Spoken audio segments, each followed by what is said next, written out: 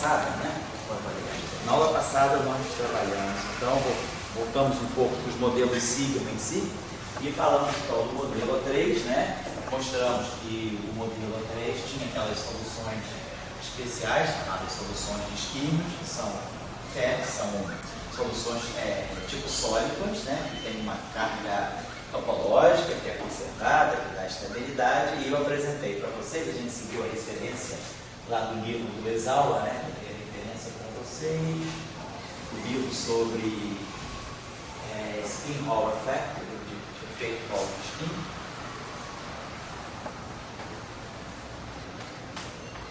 Então, no capítulo, é o capítulo 7, né? Basicamente trabalhamos os aspectos desse capítulo 7, que é a parte do espírito.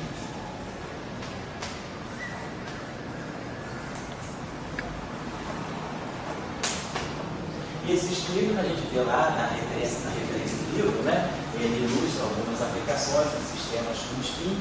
Agora, coloca-se o modelo Sigma, né? O modelo A3, puramente bosônico. Então, o modelo que a gente tem lá é o modelo Sigma, né? Uma ação do modelo Sigma no espaço-tempo tridimensional, que nós temos a ação, né? Nós fazemos o modelo 3D, na verdade o modelo é planar, né? Então nós temos algo desse tipo assim,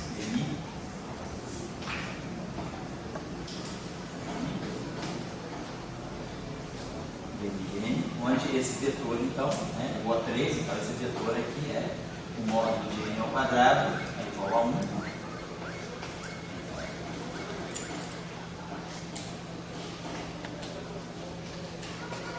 Igual a 1. Então, esse modelo aí tem essas soluções especiais que nós falamos na aula passada.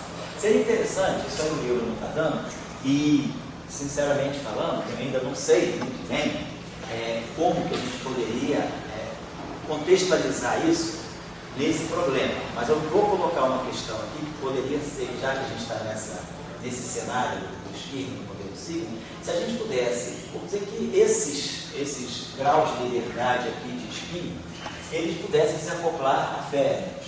Então, vamos dizer, se a gente quer introduzir férmions nesse modelo Sigma. Então, isso a gente já tinha falado alguma coisa aqui no curso. Como é que a gente introduz os férmions, né? Férmions e modelo Sigma. Então, o modelo Sigma, né, ele tem a variedade alta, o espaço alto. Ele tem o chamado target space, o espaço alto.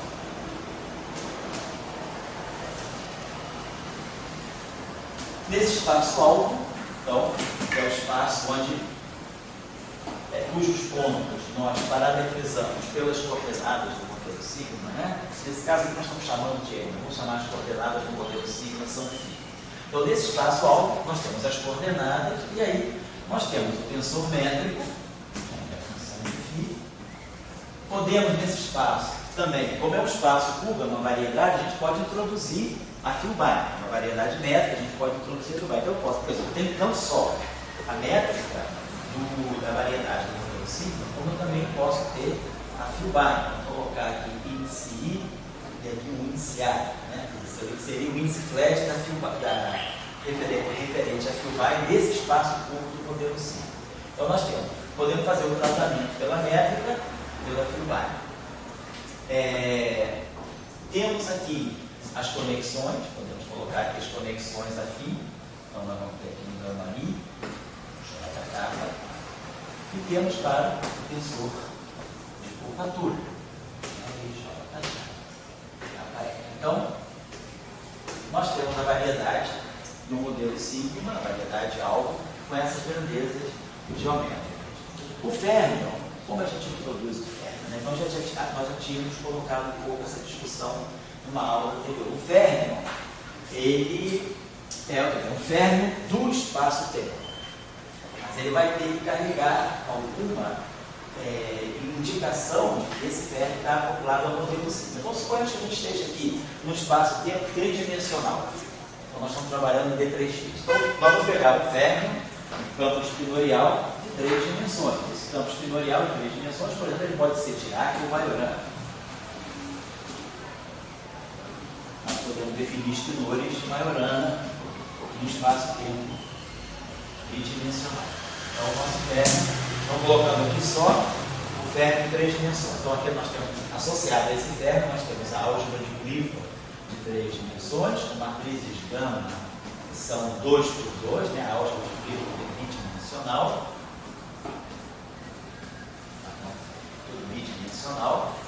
E nós podemos também, se quiser, definir espinores de Majorana. Tem uma matriz de conjugação de carga, quer dizer, tudo procede normalmente com essa álgebra de Clifford, com a descrição dos férmions dos espinores em 3 dimensões. Mas nós queremos colocar o férmio em contato com o modelo sigma. Então, as coordenadas do modelo sigma são esses objetos aqui. Nós sabemos, por exemplo, que quando a gente escreve, o demi, né, fica, quando nós escrevemos aqui o demi, e esse objeto aqui se comporta como um vetor, né, do ponto de vista das transformações gerais de coordenadas. O demi, a gente escreve isso aqui, se a gente fizer uma transformação de coordenadas, né, quiser a transformação desse objeto aqui, né, quer dizer, demi, filinha aí, isso aqui é a derivada da filinha aí, em relação ao Φj, e aqui o demi do Φj. Então, isso mostra que essa grandeza se comporta como um vetor, né, normalmente como um vetor contra variantes do espaço alvo, né, do modelo sigma, da variedade alvo do modelo sigma. Está aqui, esse aqui é o jacobiano. Então, nós precisamos introduzir. Então, esse objeto, se a gente observar, é a coordenada. A coordenada não tem caráter vetorial, mas a derivada da coordenada tem caráter vetorial. Então, nós queremos trazer um espinor. Férmio, claro, férmio é uma coordenada fermiônica. Ele não vai ser coordenada da variedade, como deve ser. Mas a gente pode pensar, associar, de uma certa maneira, para nós acoplarmos o férmio ao modelo sigma, nós podemos pensar nesses campos espinoriais, né, desse modo aqui. Se alfa, o índice espinorial, vou até suprimir o índice espinorial, não vou mais colocar o índice espinorial, mas vou colocar o índice I. Então, nós vamos tomar os férmions com um índice vetorial, né, com um índice associado ao espaço-tempo, ao espaço-alvo. Então, o índice de coordenada do espaço-alvo. Então, isso aqui significa que se eu fizer uma transformação, isso aqui eu vou tomar férmions então, dessa forma, de tal maneira que se eu fizer uma transformação de coordenadas, né,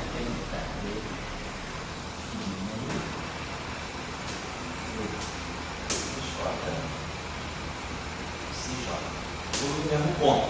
Então, as coordenadas fermiônicas, eu vou introduzir os férmions, né, eles são férmions do espaço-tempo, não são férmions da variedade espaço-temporal, espaço-tempo tridimensional, porém eles carregam um índice, que é um índice da variedade do modelo sigma, da mesma forma que as coordenadas aqui carregam. Então, eu tenho esses vetores aqui, ó, eles são vetores que têm um índice espaço-temporal. E aqui eu faço a analogia, isso aqui são índices espinoriais. Então, ao invés de pegar um objeto que tem um índice vetorial e um índice do modelo sigma, eu pego um objeto que tem um índice fermiônico e um índice do modelo sigma. Então, é a mesma analogia. Isso aqui é um índice vetorial e isso aqui é um índice fermiônico. Então, eu vou mais ou menos me basear nessa ideia de que os férmions do modelo sigma, eles são férmions do espaço-tempo, carregam esse índice alfa, como aqui o demi carrega esse índice I, então isso aqui é uma referência ao espaço-tempo, isso aqui é uma referência ao espaço-tempo, e isso aqui dá o caráter vetorial. Uma maneira que nós temos também de justificar o fato de se escolher os férmions assim, é que se nós vamos naturalmente com uma abordagem supersimétrica dos modelos sigma, os férmions do modelo sigma, naturalmente, eles aparecem como eles têm um comportamento de vetor, né? Se transformam como vetores da variedade do modelo sigma. Então, eles são férmions do espaço-tempo, mas eles têm um índice vetorial, né, do modelo sigma, do espaço do modelo sigma. Então, vamos pensar dessa maneira. Bom,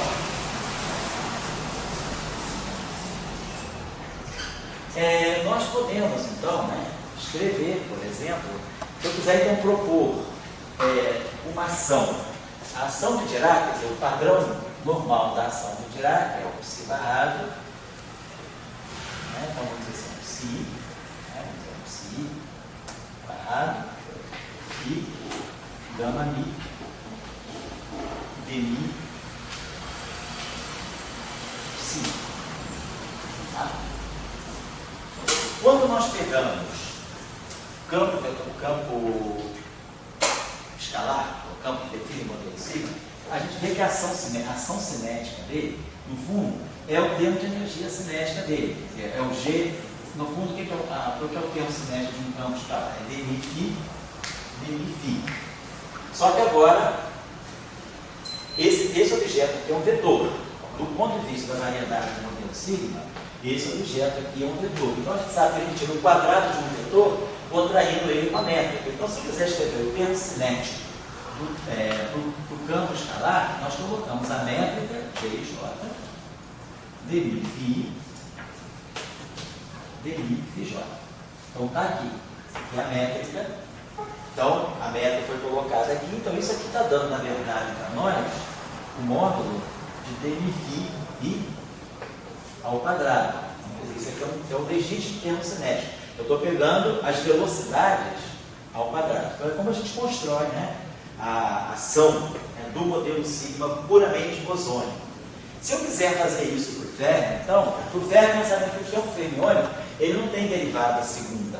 Ele não tem duas derivadas. Ele é um termo que é linear de derivada. Então, o termo típico de Dirac é o termo dmi psi i. Então, esse objeto aqui se comporta como um vetor da variedade. Tá? Agora, esse objeto aqui já é um vetor. Então, se eu, por exemplo, se eu tiver algo desse tipo, eu estaria colocando isso aqui assim. Isso aqui para mim seria gj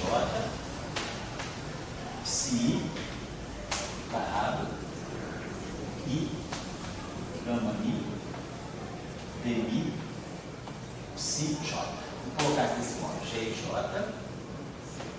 Vamos colocar esse psi barrado. Esse psi barrado é psi dagger gama zero, só para explicitar. E gama mi dmi psi j. Esse dagger aqui, ele vai pegar o conjugado hermitiano, mas vai pegar o transposto no sentido espinorial. Esse transposto aqui é só no sentido das matrizes gama. Se eu fizer uma transformação de diffeomorfismo, nós sabemos como é que a métrica se transforma. G e J vai ser G', então vai ser D. G' e J. Filinha. Então isso aqui vai ficar D. Filinha N. D fi. D. Filinha N. DJ. Girinha. N. Filinha. Fazendo a lei de transformação sobre diffeomorfismos da métrica. Só para a gente mostrar que esse termo tem um problema, se ele for colocado assim. Aí, quem é transformado, quem é o psi? O psi se transforma como um vetor no espaço tangente. Então, isso aqui vai ser D, Fi, I, D, filinha, capa, Psi, linha, capa. Lembrem-se que, vamos pensar assim, esses termos são complexos, mas as coordenadas, nós estamos pegando o modelo sigma de coordenadas reais. Então, quando eu tirar o complexo conjugado desse psi aqui, eu não vou precisar tomar um complexo conjugado desse jacobiano aqui, porque essas são as coordenadas de ficção real. O complexo conjugado vai ficar só aqui. Então, isso aqui continua psicapalinha dada, né? Porque o transposto é só no sentido das matrizes gama, não tem nada a ver com isso. E o estar só vai continuar atuando aqui, não vai atuar aqui. Se esse modelo sigma fosse um modelo sigma complexo, eu teria que colocar complexo conjugado aqui. Então aqui tem gama zero. Então o psi dada linha. Gama zero vai dar o psi barrado. Então eu vou restituir o barrado aqui. Vou restituir o barrado aqui, porque eu já sei o que a operação de complexo conjugado fez. Ela deixou esse jacobiano limpo. Então agora eu vou produzir aqui o psi' capa da gama zero, que é o psi' capa barrado. E gama mi de mi. Agora, quem é o psi j? O psi j é d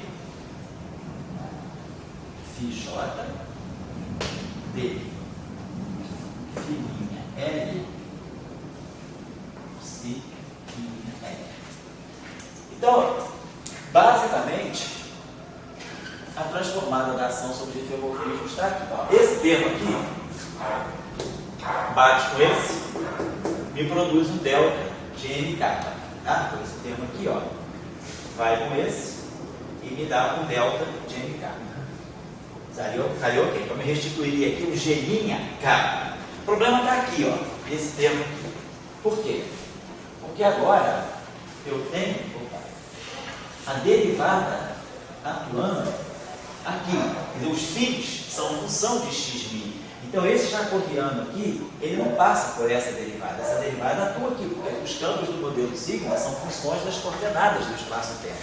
Então, essa derivada bate aqui. Então, esse termo não se libera para fazer essa contração aqui e dar a métrica. Quer dizer, se esse termo aqui passasse por aqui, esse lagrangiano ia ficar perfeitamente invariante. Mas tem um termo novo aqui. Quer dizer, o termo que aparece aqui, eu tenho duas contribuições, né? Quer dizer, as duas contribuições que aparecem aqui são a derivada do dmi, a dφj phi L, isso aqui psi' L, mais o dφj phi' L dmi do psi' L. Então, esse termo aqui estaria ok. Esse termo aqui bate com esse. Isso aqui me daria, se eu colocar esse segundo termo aqui, eu vou obter exatamente, nós vamos obter o termo usual. Nós obteríamos essa ação aqui, esse termo, então, esquecendo esse termo por enquanto, pegando só esse termo. Isso daria para nós um g', o n vira capa, esse φj aqui bate aqui, o L vira n, então ficaria capa n do phi'. Aí nós teríamos aqui o psi' capa barrado e dmi. E aí aqui produziria o temido psi' n. Então tá beleza, ó. Teria aqui perfeitamente a ação do modelo sigma. Teria mais, aparece esse termo extra aqui. Mais o termo extra em. Esse termo aqui, ó, se eu for trabalhar esse termo aqui, o que é esse termo aqui? Está indicando claramente a presença de uma conexão. Esse termo aqui, como isso aqui depende de x, derivar isso aqui em relação a x' é derivar o φj em relação a um phi', sei lá, ij, k, l, um phi' p, d, phi' l, e aqui apareceria um dmi. Esse termo aqui, ó, é isso aqui.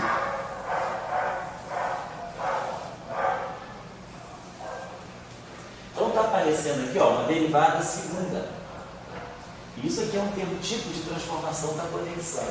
Então você está me dizendo uma coisa muito simples. Quando eu for escrever a ação fermiônica no modelo sigma, eu tenho que levar em conta o termo extra em botar D2 φj d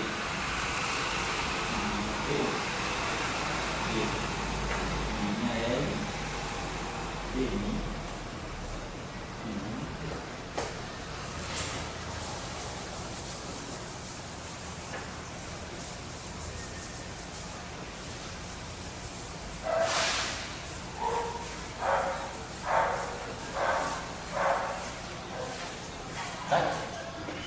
Então, quando nós vamos escrever a ação do modelo C, vamos pensar o seguinte: eu estou derivando um vetor. Quando nós derivamos um vetor, nós sabemos que a derivada usual de um vetor, ela não tem caráter tensorial. Eu preciso covariantizar a derivada do vetor. Então, como psi já é um vetor, então nós temos que fazer essa substituição. Nós temos que pegar o dmi psi, ou o dmi psi j, que está lá nesse lado, dmi psi j, dmi psi, e nós vamos ter que substituir isso aqui por uma derivada que seja covariante. Então, nós vamos ter que colocar isso aqui, por exemplo, né, dmi psi, que vai ser dmi psi. Agora, isso aqui é um vetor. Então, deve aparecer aqui o gama i j. Aqui aparece um dmi. Isso que você está fazendo é para demonstrar que precisa desse termo para compensar o outro. Isso, exatamente, que precisa desse termo para compensar o outro. Exatamente. Então, vamos colocar aqui a conexão, né? Dmi, então, i, j, dmi, phi, j, psi k. Você lembra que quando a gente tinha estudado lá a ação do modelo sigma, a gente definia, né? Naturalmente aparece um vetor do espaço-tempo que toma valores no espaço tangente na variedade. Você vê que isso aqui se comporta como aquele termo de conexão. Era uma conexão que nós chamamos de um BI. Isso aqui vai fazer o papel de um BI e K. Isso aqui, ó. É um BI e K. Então, isso aqui é o que a gente chamava o pullback, né? O pullback da conexão do modelo sigma. Essa conexão que está no modelo sigma, esse termo aqui, quer dizer, esse objeto aqui, faz o papel de uma conexão no espaço tangente do modelo sigma. Então, nós temos que covariantizar, na verdade, a derivada. Então, é essa derivada aqui, devido agora às propriedades de transformação. Deixa eu apagar isso aqui.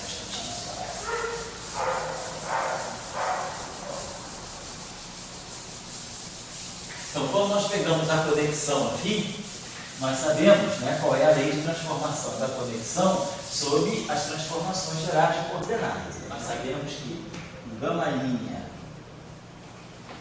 i j kappa de filhinha, isso aqui se transforma como sendo e filhinha i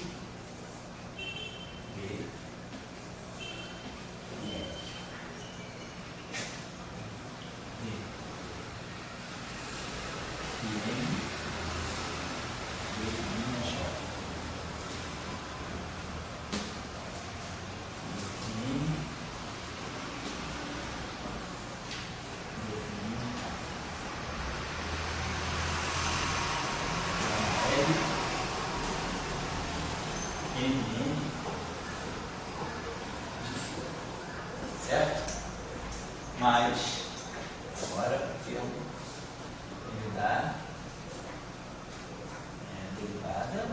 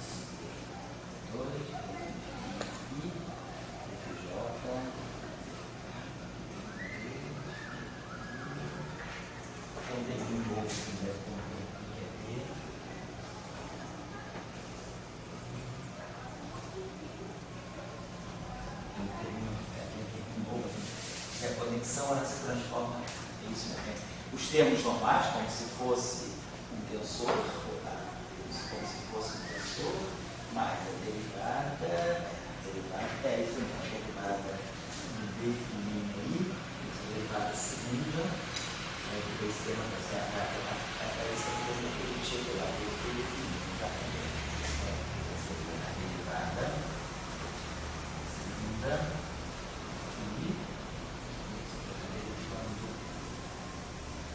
são três derivadas aqui, dois que vêm aí, dj,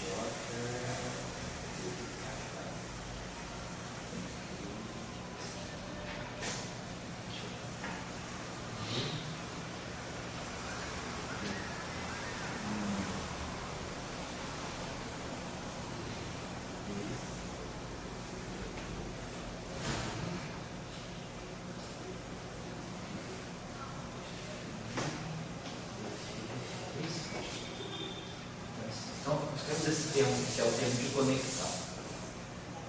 Então, com essa transformação aqui que a gente conhece, a gente mostra que esse termo aqui, que esse objeto aqui, ó, demi, psilinha e elipsilinha,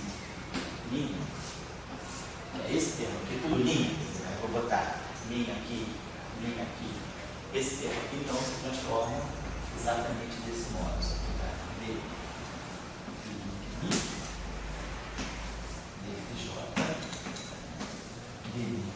Então é esse termo aqui que se transforma como um vetor no modelo C. Então tem a mesma propriedade que o psi. É preciso definir, porque aí a propriedade de transformação desse objeto aqui que eu conheço, a propriedade de transformação desse objeto aqui, as propriedades de transformação desse objeto me permitem fatorar esse objeto. Então a gente tem essa lei de transformação. Sabendo claro como a conexão se transforma, é complicado de fazer, porque a gente sabe escrever a conexão em função da meta, então a gente sabe a lei de transformação da conexão. Sabendo a lei de transformação da conexão, a gente chega à lei de transformação. Então, quando eu for definir a ação no meu modelo sigma, do setor fermiônico no modelo sigma, basta introduzir então aqui a derivada e a conexão. Então, para nós, então, a ação, né, dos férmions, vou colocar assim, a ação fermiônica, ela vai implicar aquele modelo sigma, ele tem uma métrica, ele já me define uma métrica, aquele modelo A3, ele tem a métrica da 2 esfera, e aí aqui nós vamos colocar o G. Naquele caso a gente está chamando de G, vamos chamar de G e J de Φ. Nesse caso aqui, vamos G e J de Φ ou de N, nós estamos chamando de N. A gente está chamando de vetores de N. Aí nós vamos ter aqui psi amarrado e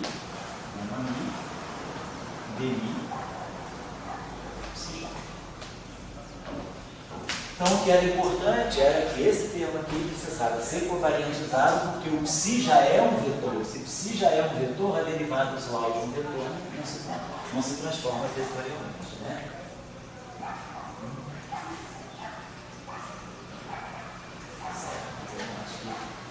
Basicamente era isso aqui. Então é isso que a gente tinha que fazer para covariantizar. Então agora o que a gente sabe é o seguinte, introduzir férmions. Então, os campos do modelo sigma, eles vão se acoplar aos férmions. A corrente topológica, ela continua sendo conservada independentemente da introdução dos férmions. Por quê? Porque a corrente topológica, ela não vai depender das equações de movimento. A corrente topológica, ela depende só da simetria, né? Quer dizer, o vínculo que nós temos, nós mostramos na aula passada, que a corrente topológica que nós temos aqui, quer dizer, aquela corrente J, né? Corrente J que nós temos, J, ela era, né? Nós temos uma corrente aqui, J, que era epsilon, A, B, C, epsilon, I, kappa, você. BMI.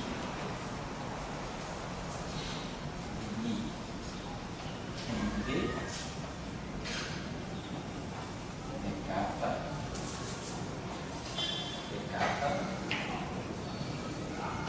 MC. Certo? Então, tinha a nossa corrente JI era formada desse modo aqui, então a gente tirava a corrente e a conservação dessa corrente só dependia da vínculo, que era NA igual a 1, não dependia das equações de movimento. Então a introdução do externo vai alterar a equação de movimento do campo esquerdo, né, do campo escalar, N, nesse caso N, mas não vai alterar o vínculo. Então, aquela corrente continua sendo conservada. Então, o que a gente está colocando agora nós conseguimos introduzir o externo. Essa não é a única maneira de se introduzir vento. Esse aqui é o termo cinético, é o mínimo que eu vou introduzir o externo. Mas agora a gente sabe como esses termos aí se transformam como vetores. Eu poderia introduzir alguns novos termos fermiônicos, vamos colocar assim, alguns termos fermiônicos extra. Por exemplo, né, um elemento geométrico que nós temos aí é a curvatura. Então, nós poderíamos introduzir aqui, por exemplo, um termo que vai acoplar a curvatura do modelo sigma, RIJ. A L, o N, a curvatura, e aqui nós podemos colocar um psi barrado, psi J, por exemplo, psi K barrado, psi L. Podemos introduzir um termo desse tipo aqui. Então, quer dizer, nós teríamos a solução, que a gente poderia resolver. Então a pergunta é, introduzindo esses termos, tendo esses termos em presença de uma solução de esquina, então nós imaginaríamos que nós pegaríamos uma solução de férmio nulo, então na solução de férmio nulo nós temos a solução de esquina. E a pergunta é, como ficaria? Então nós colocaríamos aqui essa pergunta,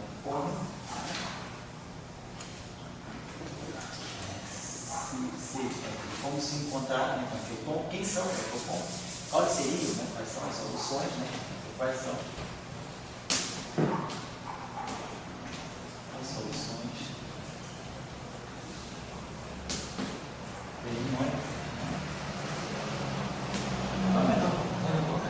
como se comportam os termos,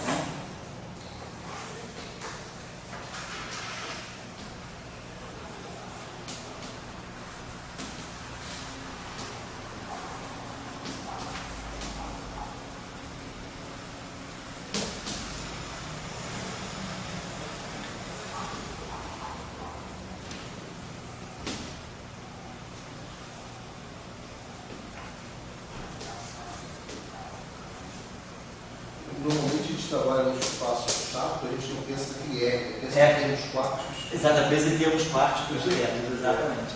Nesse caso, como eu tenho um modelo cíclico, o modelo cíclico me dá uma variedade curva, essa variedade tem uma curvatura, então esse objeto aqui se transforma como um vetor. Então isso aqui é invariante de geomorfismo. Então, naturalmente eu posso colocar esse termo. Quer dizer, na verdade você está fazendo a espécie de campo e espaço curvo. Quer dizer, num espaço curvo interno, não é um espaço aberto. O espaço dentro plano, é um espaço aberto curvo. Então nós colocaríamos isso desse modo.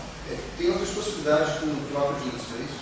Como tem, isso. Tem outras possibilidades. Exatamente. Mas sempre com R, não tem como fugir. Sempre com R. É um tensor. Isso, é um tensor. Eu tenho esse cara aqui antissimétrico em J, esse aqui antissimétrico em KL.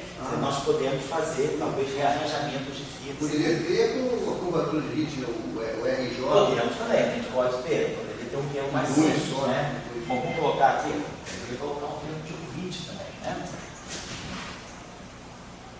Podemos colocar um termo do tipo RJ, psi barrado, psi J, como poderíamos também colocar o escalar de curvatura, R, psi barrado,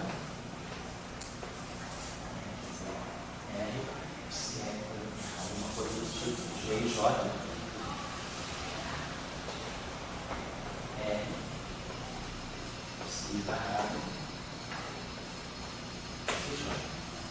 algo desse tipo assim também.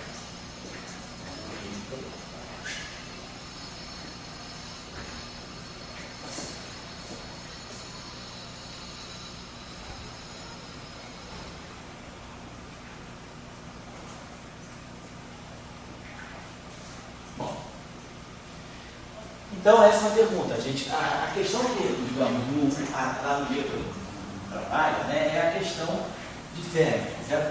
Eu estou colocando aqui uma questão, quer dizer, eu estou primeiro perguntando, faz sentido que fenomenologia teria, não sei, fica como um exercício para a gente pensar, qual seria a fenomenologia, né, de descrever esses fenômenos do modelo sigma, esse conjunto de fenômenos, né, em associação com o esquema.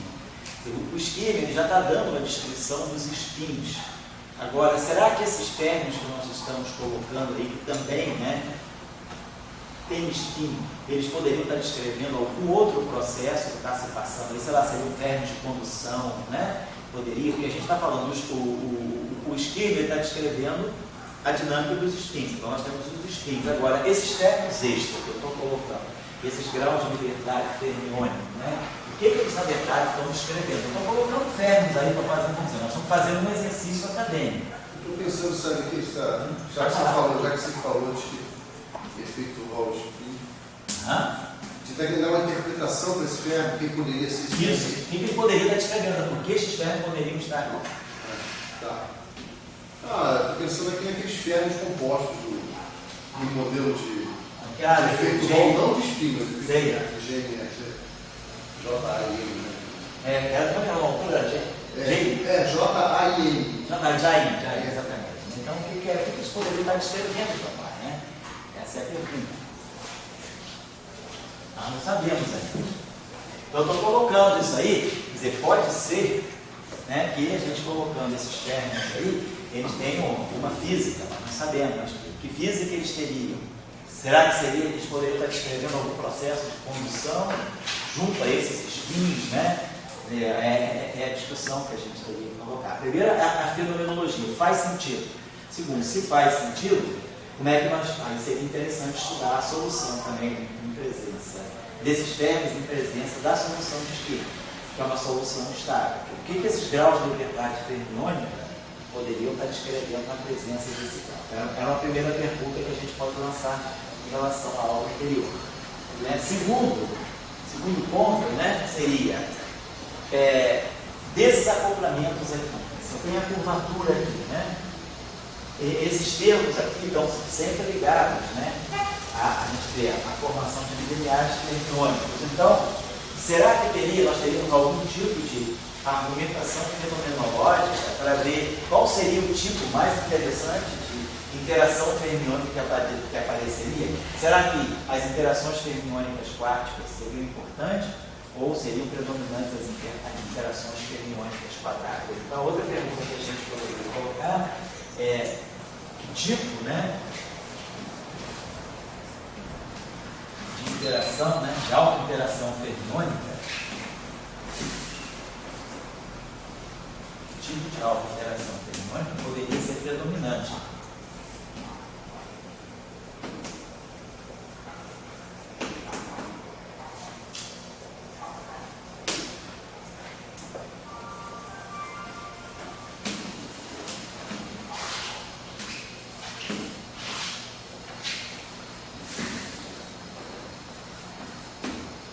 Qual delas seria mais interessante? Né? Uma interação quártica desse tipo, né? Dependendo, se a gente sabe qual é a solução dos esquímios, a gente pode tirar os tensores de curvatura todos. Eu sei que quem é o LJ-KL, sei quem é o LJ, nós podemos tirar todas as curvaturas em função dos esquímios.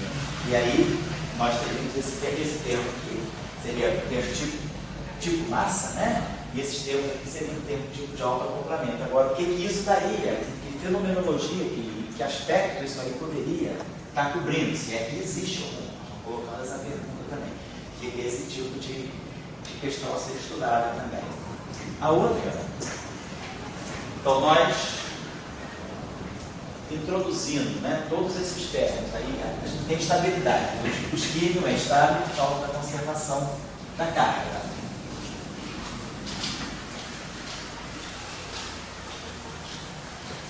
Então, nós teríamos esses férmions se propagando no campo do espírito, né? Então, a gente teria o setor de escalares, tá? O que a gente poderia mais se colocar? Por exemplo, se nós observamos o seguinte, nós colocamos o nosso férmion em termos de massa. Nós temos termos cinéticos e termos de interação. A pergunta é, seria possível gerar, quer dizer, a partir da interação com o espírito, será que o férmion, na presença do espírito, ele pode ter um mecanismo de geração de massa para ele? Quer dizer, a geração de uma escala de massa, então vamos perguntar, quer dizer, a propagação, ou então, a interação. Aquele termo com escalar de elite não seria o equivalente ao de massa? Quer dizer, mas aí aquele termo escalar teria que ser uma constante, né? Se tiver uma curvatura constante. Pode ser, porque para eu pegar uma esfera, né? Quer dizer, numa esfera, a gente teria que ver como é que fica a curvatura em função da solução de esquerda. A gente tem a solução de esquerda, é calcular, tem os campos, né? Então é calcular o tensor de. Temos a métrica, temos a conexão, temos a curvatura. A gente pode calcular tudo e verificar. Quer dizer, um exercício, já sabemos o que calcular. Então, quer dizer, a interação férmion esquilo.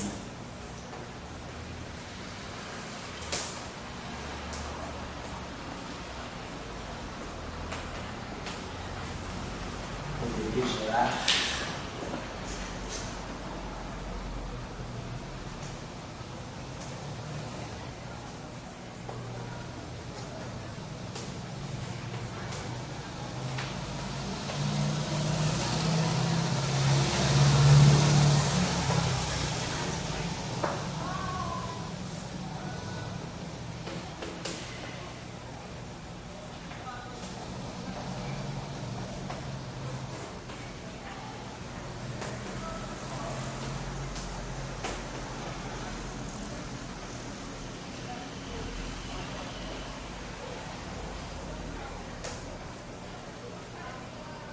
a nossa ação termodinâmica. Uma pergunta exata que caberia, né? Pareceria alguma escala de massa, nós geraríamos um gap, nós geraríamos alguma escala de condensação desses férmions, né? Em presença do espírito. Então, é uma pergunta que a gente faz. Quer dizer, não tem termos de massa a menos do ritmo de escala de ser uma constante. A não ser que tenha uma escala de seja uma constante, exatamente. Isso poderia ser uma outra questão, né? Ser colocada aí. Poxa,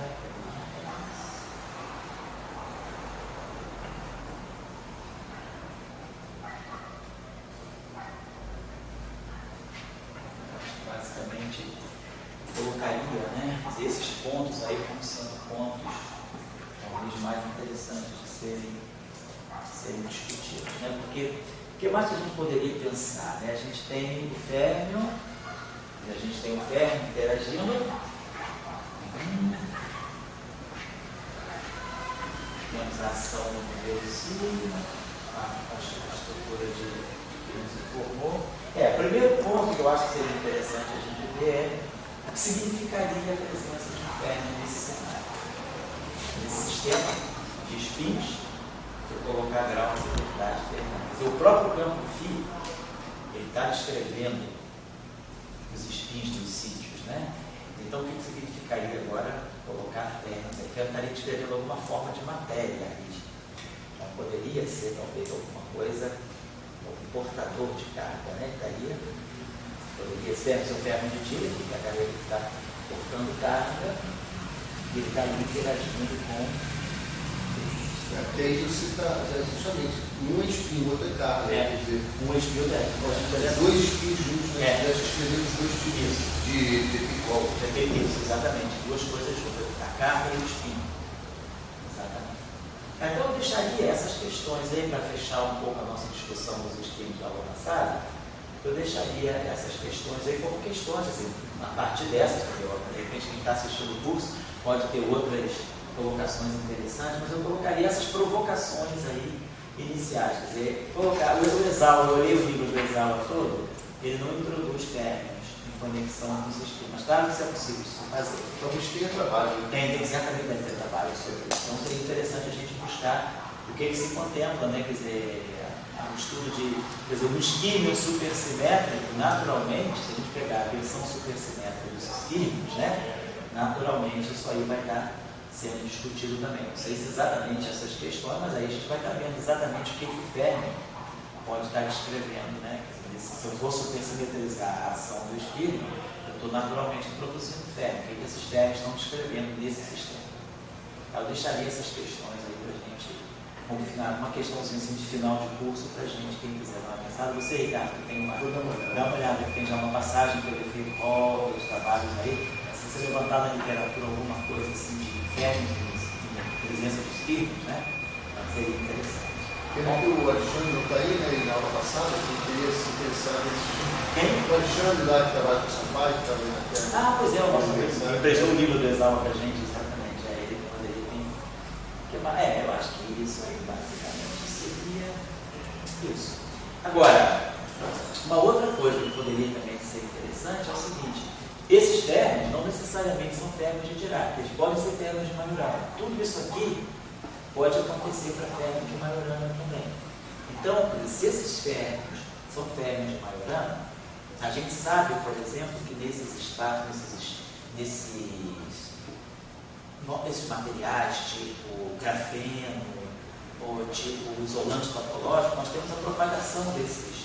Aparecem esses chamados ferros de borda, que são ferros de Majorana. Né? Aparecem ferros de Majorana. Então, a pergunta seria, se a gente particulariza esses ferros aí, né?